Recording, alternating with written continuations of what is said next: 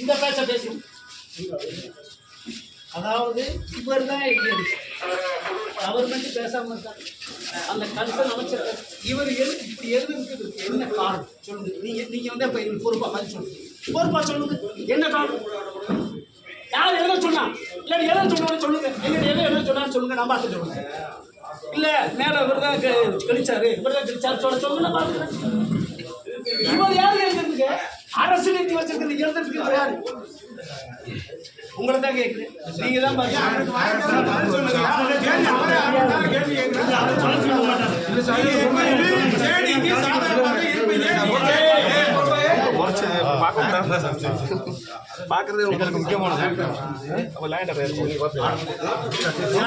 நீங்க வர சொல்றீங்க. ஆனா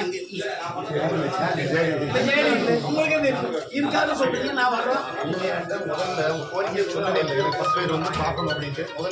சரி சொல்லல, சரிங்க பரவாயில்ல.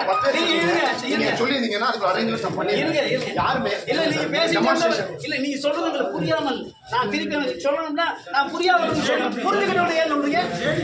நான் என்ன சொல்றேன், ஜேடி இருக்காரு, வாங்க 10 பேர் பார்க்கணும்னு சொல்றேன். நான் பேசி முடிக்கல. கோரிக்கை வைக்கல. என்ன கோரிக்கை பேசு எனக்கு ஜேடியை பார்க்கணும், நீங்க டெமான்ஸ்ட்ரேஷன் சொன்னீங்க, ஓகே நம்ம கோஆபரேட் பண்ணியாச்சு. நீங்க ஜேடியை பார்க்கணும், யாருமே கோரிக்கை சொல்லுவீங்க, யாரா சொல்லி ஒரு ஆள் இல்லங்க. நீங்க 10 இருங்க ஏண்ட வாங்க இருங்க கோரிக்கை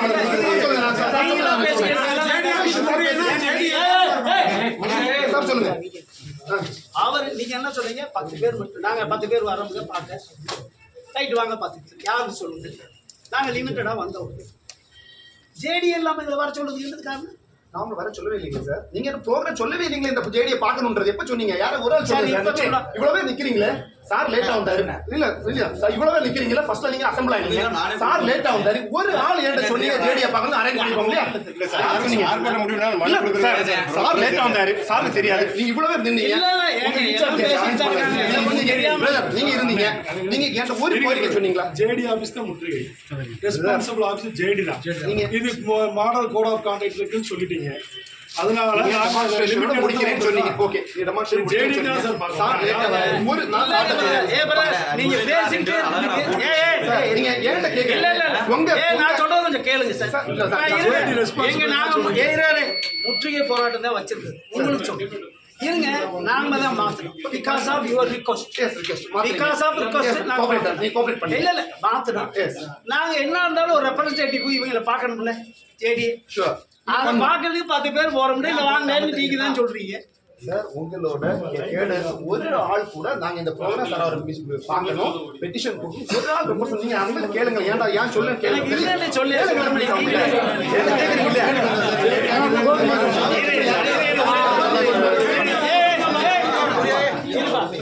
அதாவது உங்களுக்கு சொல்றேன் சொல்லு சார். ஆர்ப்பாட்டமா முற்றுகையா எனவே வந்து ஜேடி ஆபீஸ்க்கு இன்ஃபர்மேஷன் கொடுக்கிறது உங்க டியூட்டி தான். இவங்களுக்கே தெரியும், ஜேடிக்கு தெரியும், உங்களுக்கு தெரியாம இருக்கலாம். ஜேடிக்கு தெரியும். அவர் சொல்லி வேற ஆளுக்கு காம்ப்ரமைஸ் பேச சொல்லியிருக்காரு என்கிட்ட. உங்களுக்கு தெரியாது, அதனாலதான் சொல்றேன். இவங்களுக்கு தெரியும், இவங்களுக்கு தெரியும். தெரியுமா தெரியாதா? ஜேடி வந்து நம்ம ஆளுகளை பேசி சொல்லி சரி சரி உங்களுக்கு தெரியும். இது எழுதி அனுப்பலாமா? இந்த எவ்வளவு ஜீவோ, அதுல எவ்வளவு பிரச்சனையாகி 3 மாவட்டம் சிக்கலாகி இருக்குது. யார்